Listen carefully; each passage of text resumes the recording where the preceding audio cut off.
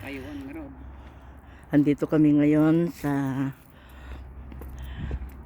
Rabin? Rabin?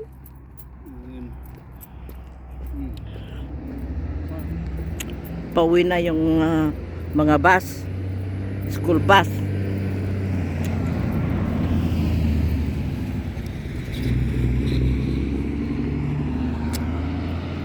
Doon kami galing kanina. Ngayon pupunta kami dito sa pond dito oh. May maliit na pond dito, ibang pond naman dito.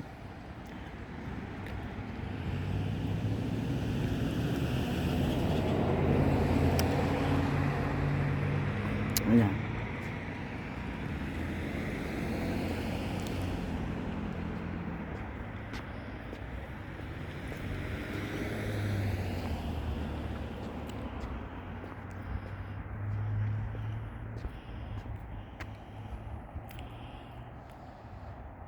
Malawak din ang pond na ito.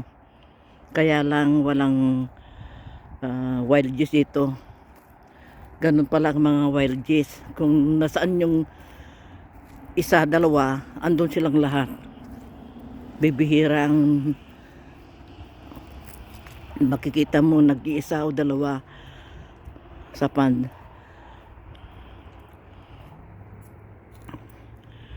Ibang pond dito, ibang community.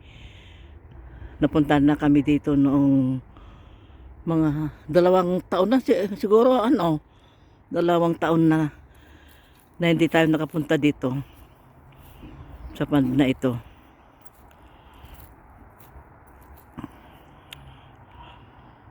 Tayo na.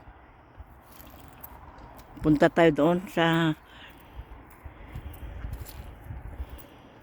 doon si Blake naghintay doon sa sasakyan.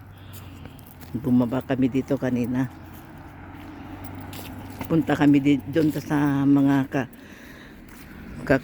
mga doon sa kakahuyan kasi yung magandang mga dahon noon nalagas na.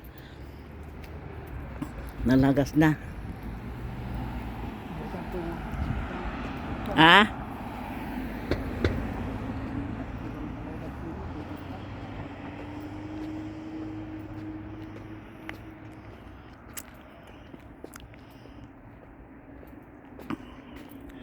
Doon si Blake, oh.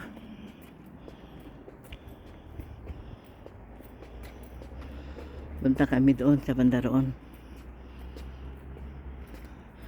Mga 2 taon nang nakalipas. Doon sa banda roon, may daan doon papunta doon sa likod ng mga kabahayan doon.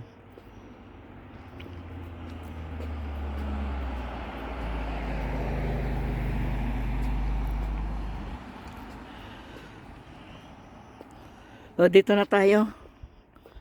Dito.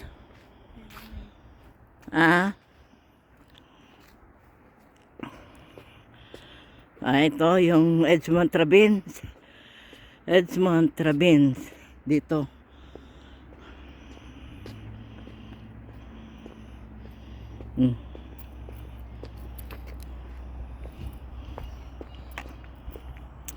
Ito na ngayon ang itsura ng mga kahoy dito.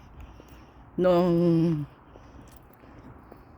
hindi pa nalagas ang mga dahon, ang gagandang tingnan. Puro yelo ang mga dahon. May ilan lang na red. Ito ngayon mga kaibigan, no, parang nasunog na, nalagas na ang mga dahon. Ito na ang daming mga dahon. Yan, nalagas na lahat.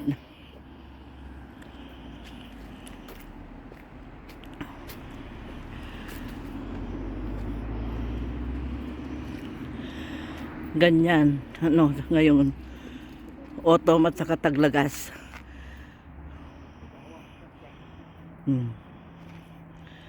Parang sunog na mga kahoy na maganda noon ang mga dahon, ngayon wala na. Ganyan, oh.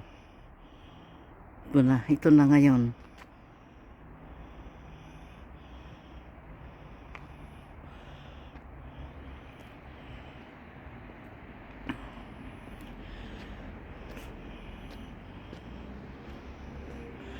fall, taglagas, autumn or fall. Wala na yung mga dahon, mga kaibigan, yung mga maganda na dahon.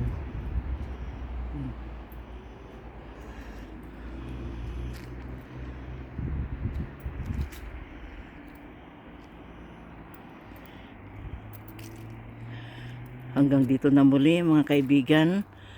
Maraming salamat sa panunood.